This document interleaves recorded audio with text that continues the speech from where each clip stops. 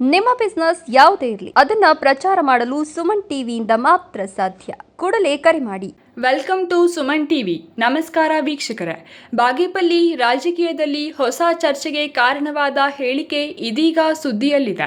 ಬಾಗೇಪಲ್ಲಿ ಕ್ಷೇತ್ರದ ಶಾಸಕರಾದ Subbareddy supreme court ನೀಡಿರುವ ತೀರ್ಪಿನ ಬಗ್ಗೆ ಮಾಧ್ಯಮಗಳ ಮುಂದೆ ಮಾತನಾಡಿದ್ದಾರೆ.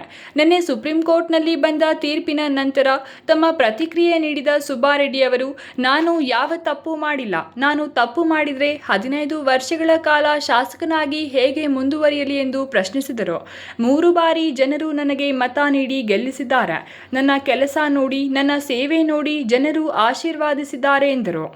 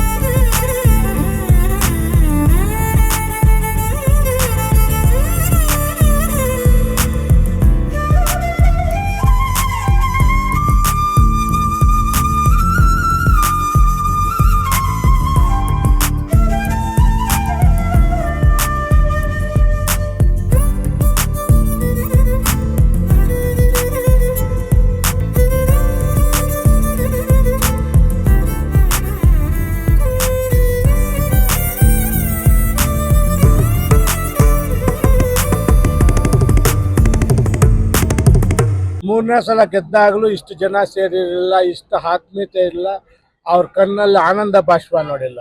ಈ ಸಲ ಅದು ನೋಡಿದ್ವಿ. ನನಗೆ ಅಯ್ಯೋ ಅನಿಸುತ್ತೆ. ನಾನು 2 ದಿವಸ ನನ್ನ ಡಿಸ್ಕ್ವಾಲಿಫೈ 2 ದಿವಸ ನಮ್ಮ ಮನೇಲಿ ನನಗೇನು ಅನಿಸ್ಲಿಲ್ಲ. ಯಾವಾಗ ಫೋನಿಗೆ ಬಂತು ಕೇತಂದಾಗ ನನಗೆ ಅನ್ನಿಸ್ತು, ಇಲ್ಲ ಅವ್ರ ಸೇವೆಯನ್ನು ಮಾಡಬೇಕು ಏನಾದ್ರು. ಆಗ ನಾನು ಡಿಸ್ಕ್ವಾಲಿಫೈ ಆದ 4ನೇ ದಿವಸಕ್ಕೆ ನಾನು ಹೋದೆ ಡೆಲ್ಲಿಗೆ. ನಮ್ಮ CMಗೆ ಹೋಗಿ ಹೇಳಿದ್ದೆ, ನಾನು ಎಲೆಕ್ಷನ್ಗೆ ಹೋಗ್ತೀನಿ, ನಾನು ಸ್ಟೇಗೆ ಹೋಗಲ್ಲ ಅಂತ ಹೇಳಿದ್ದೆ. ಅವ್ರು ಬೈದರು. ನಾನು ನಿಮ್ಮ ಮಾಧ್ಯಮ ಮುಖಾಂತರ ಹೇಳ್ತೀನಿ ಮುನ್ರಾಜು ಅವ್ರಿಗೆ, ನೀವು ನಿಲ್ಲಬೇಕು, ನನ್ನ ಎದುರುಗಡೆ ಗೆಲ್ಲಬೇಕು. ನೀವು ಗೆದ್ದರೆ ಅದು ನಾನು ನೋಡಬೇಕು. ಈ ಕೆಲಸ ತಾವು ಮಾಡಬೇಕು ಅಂತ ಮಾಧ್ಯಮಕ್ಕೆ. ಈ ಭಾಗದ ಜನತೆಗೆ ಏನೇ ಈ ಭಾಗದ ಜನತೆಗೆ ನೋಡ್ರಿ, ನಾನು 13 ವರ್ಷದಿಂದ ಮೊದಲು ಬಾಗೇಪಲ್ಲಿ ಹೆಂಗಿದ್ದು ಅಂತ ನಿಮ್ಮ ಹಿರಿಯರ ಕೇಳಿ, ಯಾವಾಗಲೂ ಗಲಾಟೆಗಳು, ಪೊಲೀಸ್ ಸ್ಟೇಷನು, ವೆಜ್ಜಿರ್ತಾ ಇತ್ತು. ನಾನು ಬಂದ ಮೇಲೆ ಒಂದು ಗಲಾಟೆ ಮಾಡೋಕ್ಕೆ ಬಿಟ್ಟಿಲ್ಲ. ಶಾಂತಿಯುತ ಕ್ಷೇತ್ರ ಇದೆ. ಈಗ ಎಲ್ಲಾದರೂ MLAಗಳು ಡಿಸ್ಕ್ವಾಲಿಫೈ ಆದಾಗ ಅವ್ರು ತೊಂದರೆ ಆಗುತ್ತೆ ಅಂದರೆ ಪ್ರತಿಭಟನೆಗಳು ಮಾಡೋದು, ಬಂದ್ಗಳು ಮಾಡೋದು. ಮತ್ತು ನಮ್ಮ ಜನ ಹಂಗೆ ಮಾಡಲಿಲ್ಲ.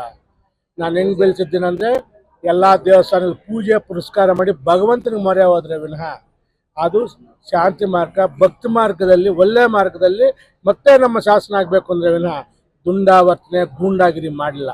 ಆ ಥರ ನನ್ನ ಫಾಲೋವರ್ಸ್ ನಾನು ಬೆಳೆಸಲಿಲ್ಲ.